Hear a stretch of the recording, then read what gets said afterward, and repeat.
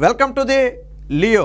ఇటీవల కాలంలో సుప్రీంకోర్టు హైకోర్టుతో చెంపదెబ్బలు చివాట్లు తినటం రాష్ట్ర ప్రభుత్వానికి జగన్మోహన్ రెడ్డికి అలవాటుగా మారింది. తాజాగా అమరావతి రైతులకు హైకోర్టులో అతిపెద్ద ఊరట లభించింది. ఒక రకంగా ఇది అమరావతి రైతులు సాధించిన విజయంగా చెప్పుకోవచ్చు.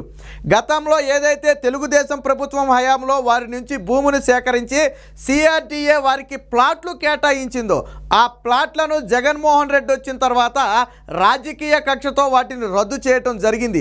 అయితే సిఆర్డీఏ చట్టం ప్రకారం కానివ్వండి లేదా వారికి ఇచ్చిన ప్లాట్ల ప్రకారం కానివ్వండి అది పూర్తిగా చెల్లుబాటు కాదు. ప్రభుత్వం తీసుకున్న నిర్ణయం చట్ట వ్యతిరేకం, సిఆర్డీఏ చట్టానికి వ్యతిరేకంగా ఉందని చెప్పి, ల్యాండ్ పుల్లింగ్కు అది వ్యతిరేకంగా ఉందని చెప్పి రైతులందరూ కూడా కోర్టుకు వెళ్ళటం జరిగింది. అయితే ఈ కేసు గత కొద్ది రోజుల నుంచి సాగుతూనే ఉంది. దాదాపుగా 862 మందికి జగన్మోహన్ రెడ్డి నోటీసులు ఇవ్వడం జరిగింది. ఏమని? గతంలో భూమి ఇచ్చినందుకు వారికి కేటాయించిన ప్లాట్లు మొత్తాన్ని కూడా మేము రద్దు చేస్తున్నాము అని. అంటే వాటిని మొత్తాన్ని కూడా తిరిగి ప్రభుత్వం స్వాధీనం చేసుకుంటుంది. దీని మీద పూర్తి వాదోపవాదాలు ఉన్న హైకోర్టు ఈరోజు ఒక సంచలన తీర్పునైతే వెలువరించింది. ఏదైతే రాష్ట్ర ప్రభుత్వం వారి ప్లాట్లు రద్దు చేస్తూ ఒక జీవోను విడుదల చేసిందో దాన్ని పూర్తిగా కొట్టివేస్తూ ఆ ప్లాట్లు మొత్తం కూడా అమరావతి రైతులకే చెందుతాయని చెప్పి ఒక సంచలన తీర్పునైతే ఇవ్వడం జరిగింది. ఇది జగన్మోహన్ రెడ్డికి అతిపెద్ద ఎదురు దెబ్బ. అయితే జగన్మోహన్ రెడ్డి కూడా కొంచెం వాదించే ప్రయత్నం చేశాడు. ఆల్రెడీ సిఆర్డీఏ చట్టానికి మేము కొన్ని మార్పులు చేర్పులు చేశాం. సో మార్పులు చేసిన దానికి అనుగుణంగా ఈరోజు వారి ప్లాట్లు రద్దు చేస్తూ మేము నోటీసులు ఇచ్చాం కాబట్టి దీనిలో కోర్టు జోక్యం చేసుకోకూడదని చెప్పి కూడా ప్రభుత్వం వాదించే ప్రయత్నం చేసింది. అయితే దానికి కోర్టు అంగీకరించలేదు. ఇప్పుడు సిఆర్డీఏ చట్టానికి మీరు చేసిన ఏదైతే సవరణలు ఉన్నాయో అవి సిఆర్డీఏ చట్టానికి తూట్లు పొడిచే విధంగా ఉన్నాయి. వాస్తవానికి ల్యాండ్ పుల్లింగ్ ప్రకారం సిఆర్డీఏ చట్టం ప్రకారం భూమి ఇచ్చిన రైతులకు అంతే మొత్తంలో ఏదైతే నిర్ణీత సిఆర్డీఏ చట్టం ఉందో ఆ చట్టం ప్రకారం తిరిగి ఇవ్వటం అనేది అది చట్ట నిబంధన. అది ఈ ప్రభుత్వం కావచ్చు, ఇంకో ప్రభుత్వం కావచ్చు, ఇంకో ప్రభుత్వం కావచ్చు, దాన్ని అమలు చేయాల్సిన బాధ్యత మాత్రమే మీ మీద ఉంటుంది. కానీ రాజకీయ కక్షలతోనో లేదా వేరే కక్షలతోనో భూమి ఇచ్చిన వారికి ఈరోజు కేటాయించిన ప్లాట్లు రద్దు చేయటం అంటే ఎట్టి పరిస్థితుల్లో కుదరదు. పైగా అదేమి కొత్తగా ఇప్పుడు ఇవ్వాల్సిన ప్లాట్లు కాదు. ఆల్రెడీ గత ప్రభుత్వ హయాంలోనే భూమిని తీసుకుని ప్రతిఫలంగా డెవలప్ చేయడం కోసం ఇచ్చినటువంటి ప్లాట్లు అవి. ఆల్రెడీ వాళ్ళ పేరున రిజిస్ట్రేషన్ కూడా అయిపోయినటువంటి ప్లాట్లు. కానీ జగన్మోహన్ రెడ్డి దాన్ని కూడా వదలలేదు.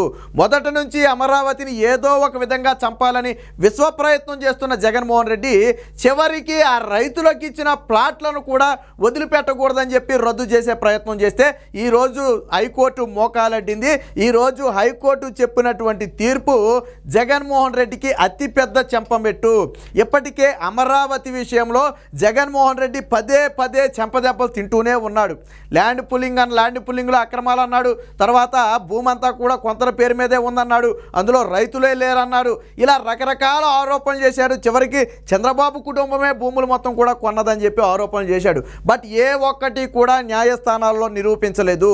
కేవలం నోటి ఆరోపణలు మాత్రమే. దీంతో హైకోర్టు, సుప్రీంకోర్టు రెండూ కూడా చివాట్లు పెట్టాయి. అమరావతిలో ఎటువంటి భూ కుంభకోణం జరగలేదు.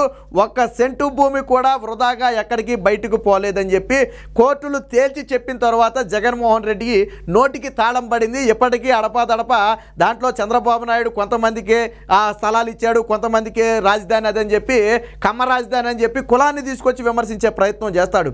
బట్ వీటన్నిటికీ కూడా కోర్టులో ఆల్రెడీ నోటికి తాళం పడే విధంగా సమాధానం చెప్పింది. ఇప్పుడు తాజాగా వారి ప్లాట్ల మీద కొన్నేసిన జగన్మోహన్ రెడ్డికి కూడా ఇదొక అతిపెద్ద ఎదురు దెబ్బ.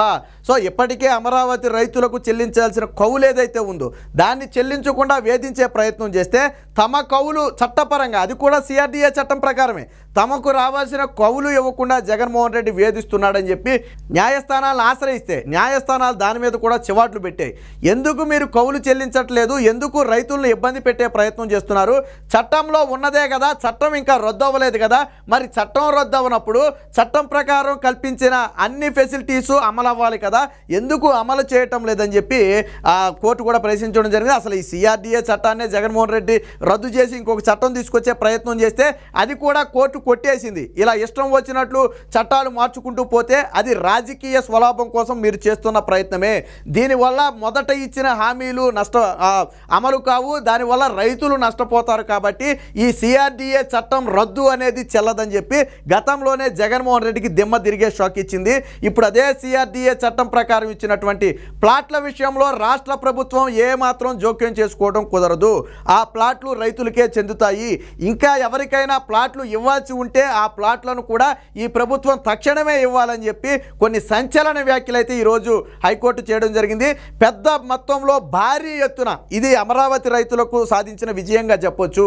ఎందుకంటే ప్లాట్లు రద్దు చేస్తే దాదాపుగా వారి హక్కులు కూడా కోల్పోయే ప్రమాదం ఉంటుంది. ఎందుకంటే సిఆర్డీఏ చట్టం ప్రకారం తీసుకున్న భూమికి ప్రతిఫలంగా డెవలప్ చేసి ఇచ్చిన ప్లాట్లు ఇస్తే రేపొద్దున దాని ఆదాయం కూడా పెరుగుద్ది. ఆ ప్లాట్ల విలువ కూడా దాదాపు వీళ్ళు అమ్మిన రేటుకి సరిసమానం అవుద్ది. ఆ ఉద్దేశంతోనే వాళ్ళు ఆ రోజు ఇవ్వడం జరిగింది. అంటే ఒక నిస్వార్థంతో 3 పంటలు పండే భూమిని రాజధాని నిర్మాణం కోసం ఇచ్చారు. అందుకు ప్రతిఫలంగా రూపాయి తీసుకోలేదు, బట్ ప్లాట్ల రూపంలో వారికైతే ఇవ్వడం జరిగింది. కానీ దాన్ని కూడా జగన్మోహన్ రెడ్డి వారికి దక్కకుండా అమరావతి ఉద్యమం చేస్తున్నారు కాబట్టి వాళ్ళని అడ్డుకోవాలనే ఉద్దేశంతో చేసినటువంటి ప్రయత్నంగా కనపడుతుంది. ఈ ప్రయత్నాన్ని ఈరోజు హైకోర్టు అయితే అడ్డుకోవడం జరిగింది. ఏది ఏమైనా అమరావతి రైతులకు ఈరోజు హైకోర్టులో ఊరట లభించింది. హైకోర్టు ఈరోజు చెంపపెట్టువంటి ఒక నిర్ణయం ఇవ్వటం వైసీపీకి మింగుడు పడని అంశంగా ఉంది.